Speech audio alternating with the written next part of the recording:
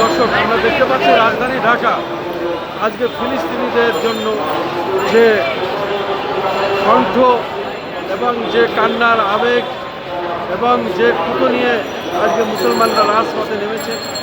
তারা এই ফিলিস্তিনির স্বাধীনতা চান, ফিলিস্তিনিকে স্বাধীনতা ঘোষণা করতে হবে এবং বিশ্ব মুসলিমদের প্রতি আহ্বান জানানো হচ্ছে, আপনারা এই আগ্রাসনের প্রতিবাদ করুন।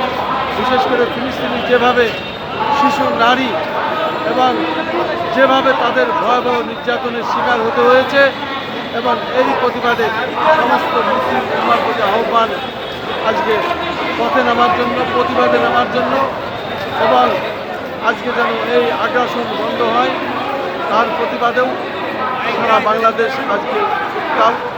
আমি খন্দকার মাসুদুজ্জামান, ধারাবাহিকভাবে সেটাই আমরা প্রচার করে যাচ্ছি।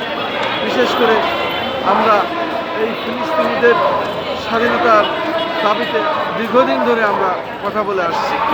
তারই ধারাবাহিকতায় আজও আমি সেই দাবি করছি, ফিলিস্তিনিদের আগ্রাসন মুক্ত করুন এবং ফিলিস্তিনির স্বাধীনতা ঘোষণা করুন। ফিলিস্তিনিদের স্বাধীনতা চাই, স্বাধীনতা চাই, স্বাধীনতা চাই।